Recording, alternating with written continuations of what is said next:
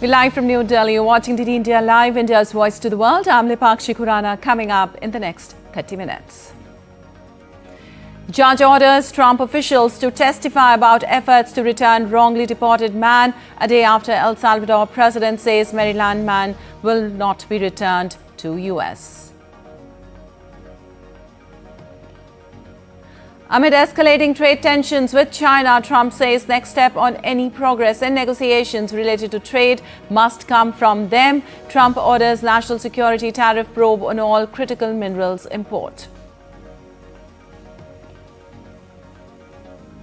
White House seeks Harvard's apology even as U.S. escalates action against the educational institution, threatens to strip its tax-exempt status if it doesn't submit to wide-ranging government oversight. Humanitarian crisis deepens as Sudan's civil war enters the third year. Paramilitaries, RSF and army declare rival governments. G7 calls for immediate and unconditional ceasefire in Sudan. And India slammed Pakistan's remarks on Waqf Bill as motivated and baseless, asked it to look at its own abysmal record with regard to rights of minorities.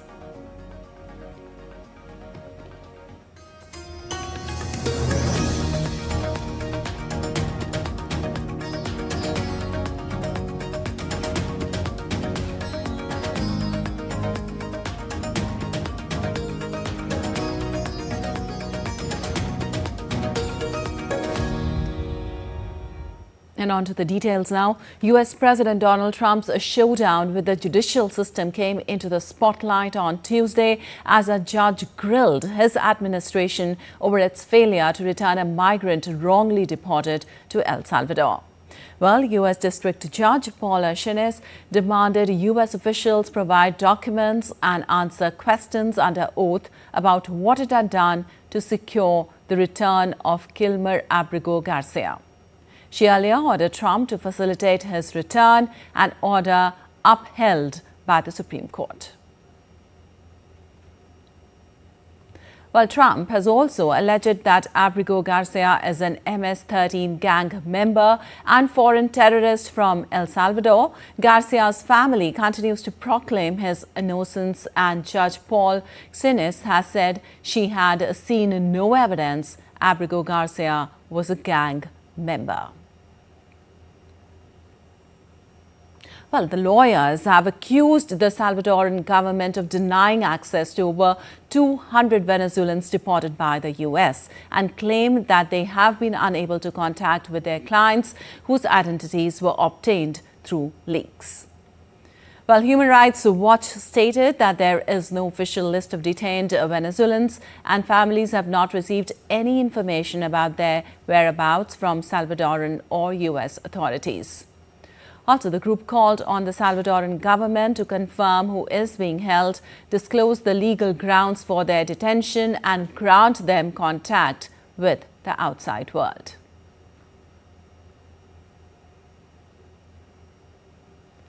Well, President Nayib Bukele's administration has not addressed the allegations. Under a March agreement, 238 Venezuelans were sent to El Salvador's terrorism confinement center during a U.S. immigration crackdown.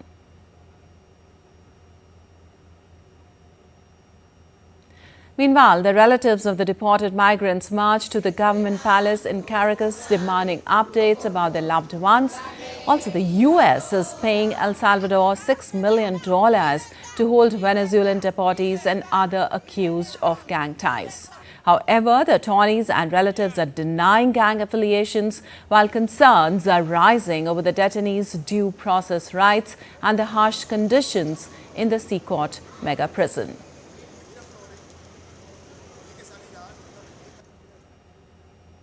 And U.S. President Donald Trump has signaled his willingness to engage in a trade deal with China, but with a key condition. On Tuesday, White House Press Secretary Caroline Leavitt revealed that Trump is waiting for Beijing to make the first move, citing the president's statement earlier in the day.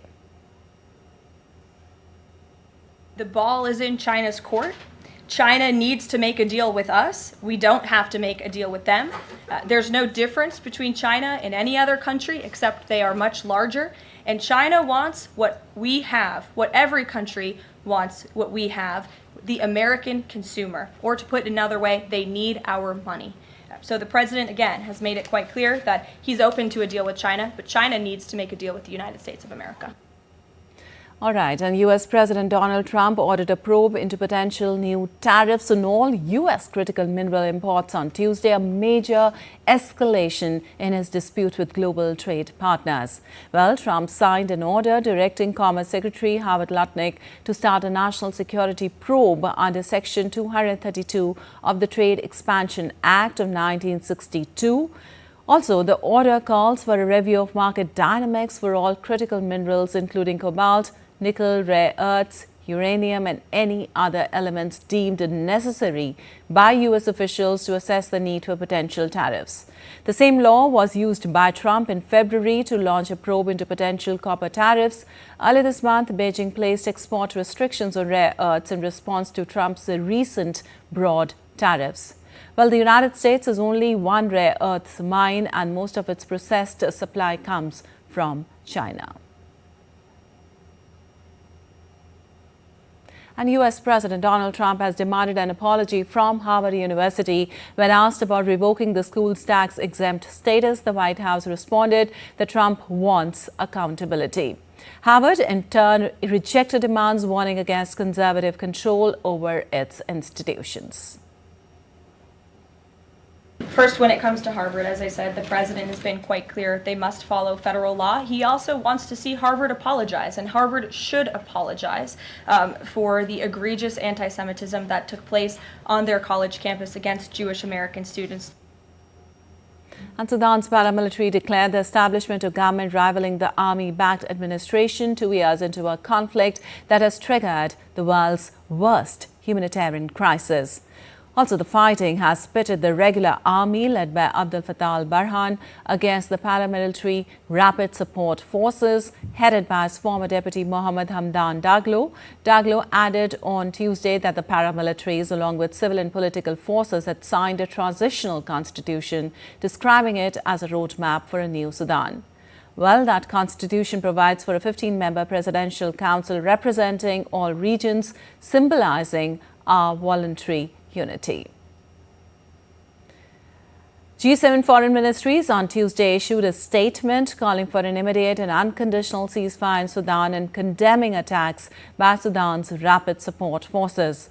Meanwhile, the European Union and Britain pledged on Tuesday to increase aid for Sudan during a conference in London. Britain said the conference aimed to improve the coherence of the international response to the crisis, although Sudan's government criticized the gathering because no representative from either side of the conflict was invited.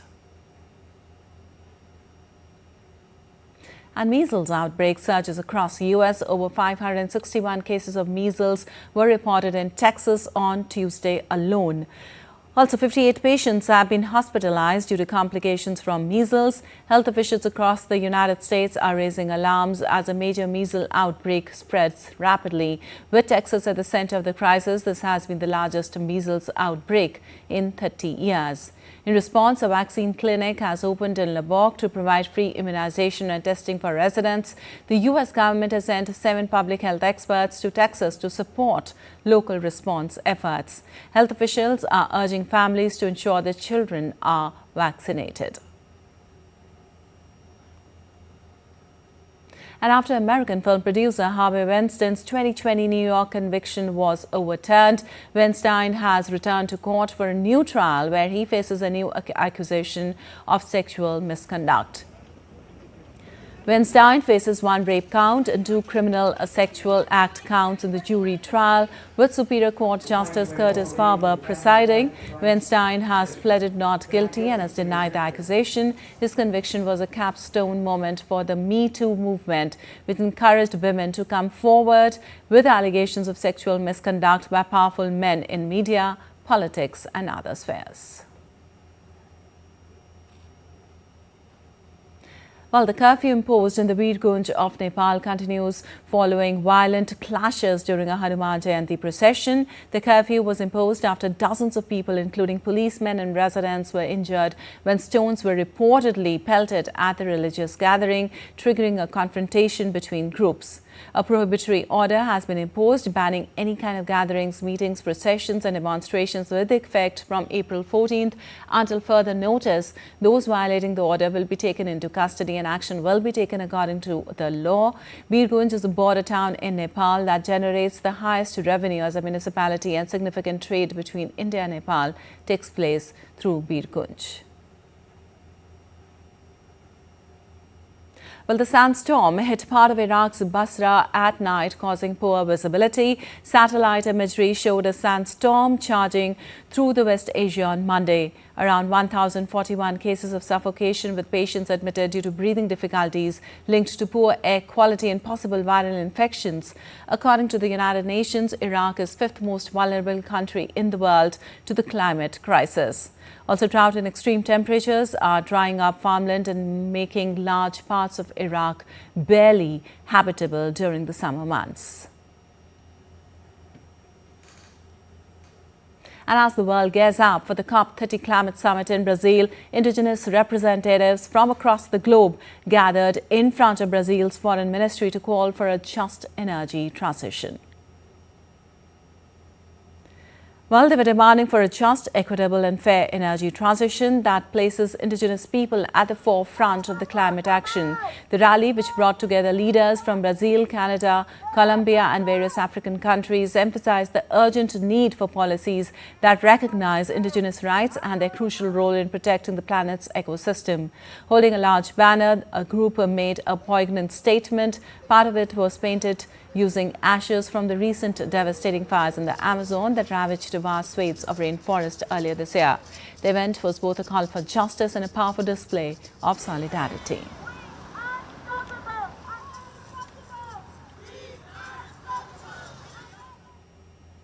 And still to come in this edition of DT India Live. India renews strong call for UNSC reforms, urges concrete timelines and inclusive representation. In IPL, confident Delhi Capitals host struggling Rajasthan Royals in crucial clash at Arun Jaitley Stadium today.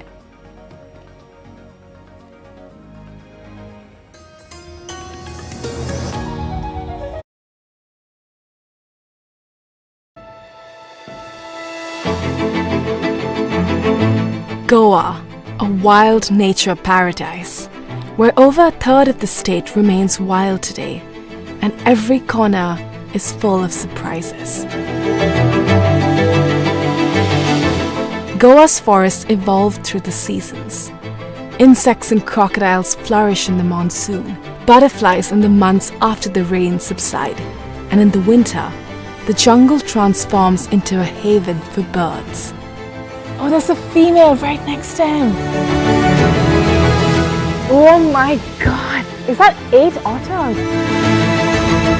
That's one of my favorite things about these forests. There are still so many secrets out there. Watch postcards from Goa on National Geographic.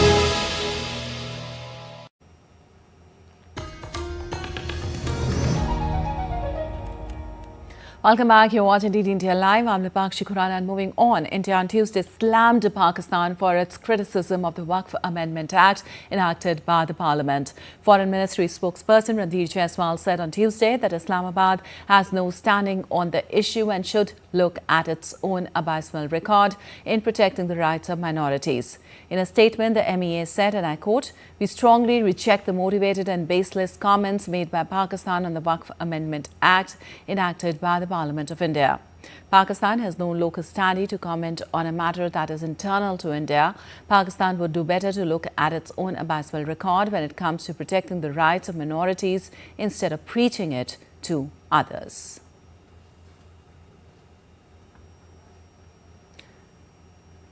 Well, the Waqf Amendment Act was passed by Parliament on April 4th and got the President's assent a day later. Prime Minister Narendra Modi has said that under the new Waqf law, land or property belonging to tribals cannot be touched by the Waqf board. Poor Muslims and Pasmanda Muslims will get their rights.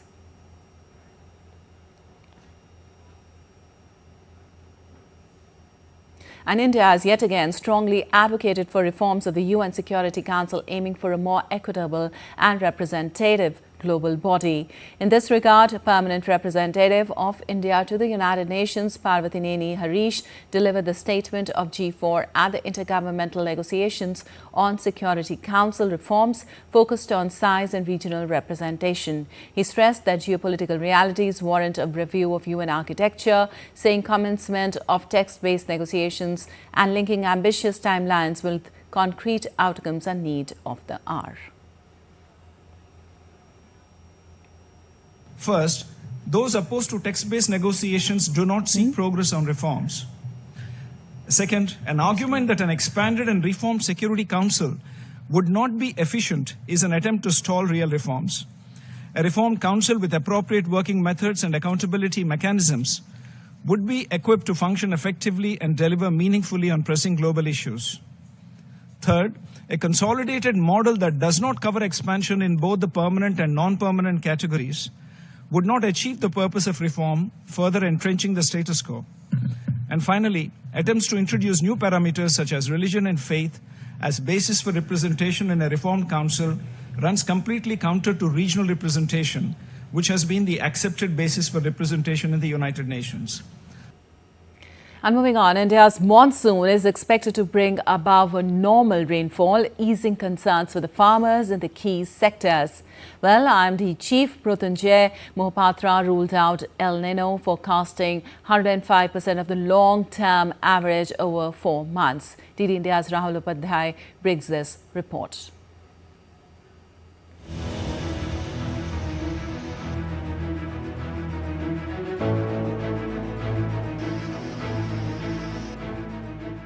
India is set to experience above normal rainfall this monsoon season, the Indian Meteorological Department, or the IMD, said on Tuesday. The country can also finally breathe a sigh of relief, as El Nino conditions are expected to remain neutral this year. This year, southwest monsoon seasonal rainfall from June to September over the country as a whole for this during this year is most likely to be above normal category. This year, the El Nino condition is neutral, and also the IOD condition at present over the Indian Ocean, and maybe whatever the climate model is telling also it is a neutral IOD. So both the things are neutral. IMD Chief Mrityunjay Mohapatra revealed that cumulative rainfall during the 4-month monsoon season from June to September is estimated to be 105% of the long period average of 87 centimeters. 2025 monsoon season के दौरान यानी जून से सितंबर के period में normal rainfall से ज़्यादा rainfall होने की संभावना है, और क्वांटिटेटिवली देखें तो लॉन्ग पीरियड एवरेज रेनफॉल जो 87 सेंटीमीटर है, इसका 105% रेनफॉल इस बार होने का संभावना है. The absence of El Nino conditions historically linked to below normal monsoon rainfall comes as welcome news for a country already enduring intense heat waves.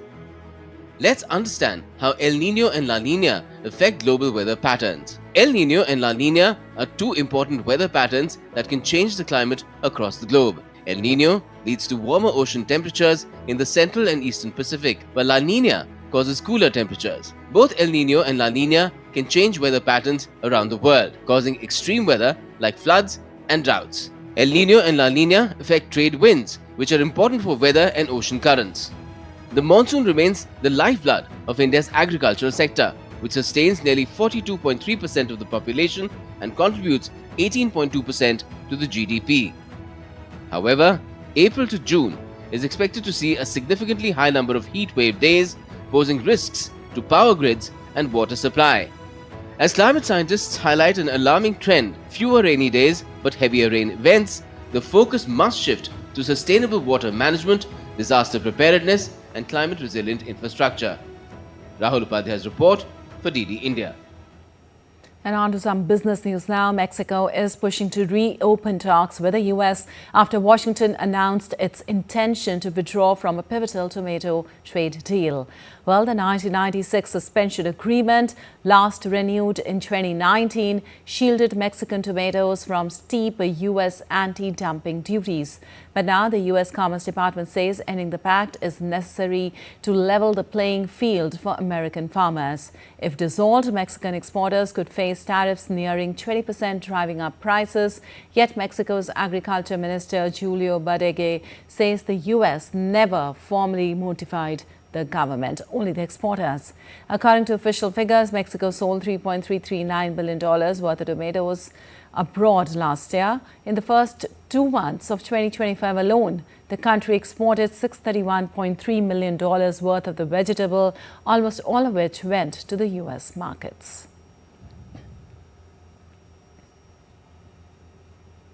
And Colombia issued global bonds for up to $3.8 billion with 2030 and 2035 maturities. The funds collected will be used to meet the government's 2025 financing target, the ministry said, adding that the bond sale attracted robust investor interest with purchase orders totaling nearly $10.17 billion, almost triple the amount offered.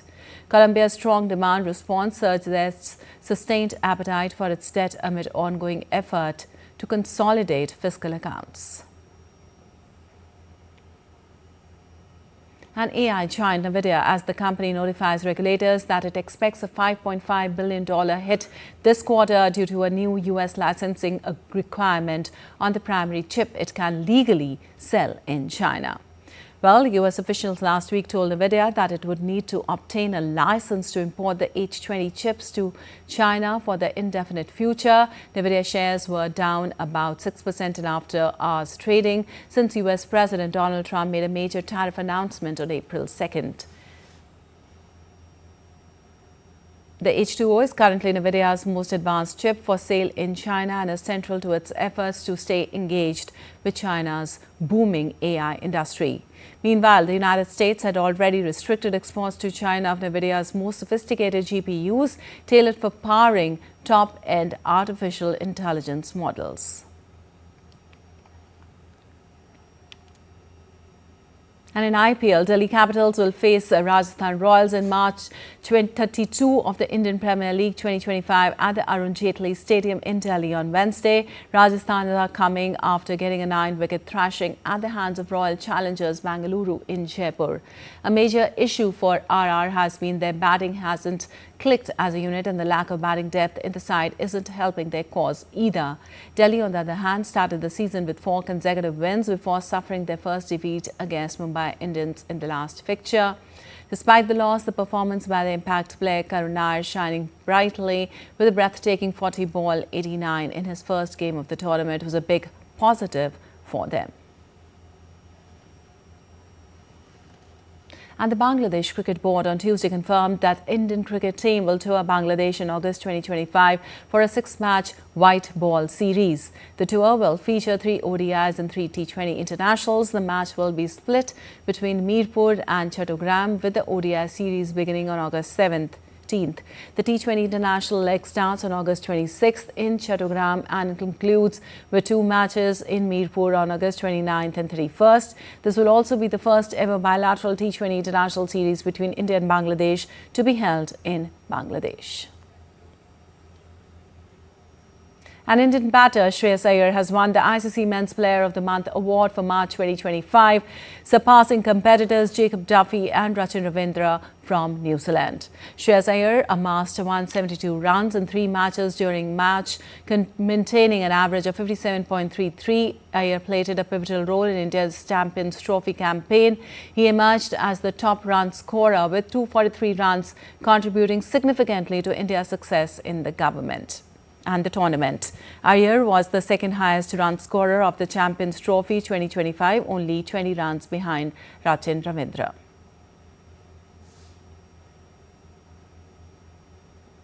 An Olympic silver medalist Mirabai Channu has been elected as the chairperson of the Athletics Commission of the Indian Weightlifting Federation.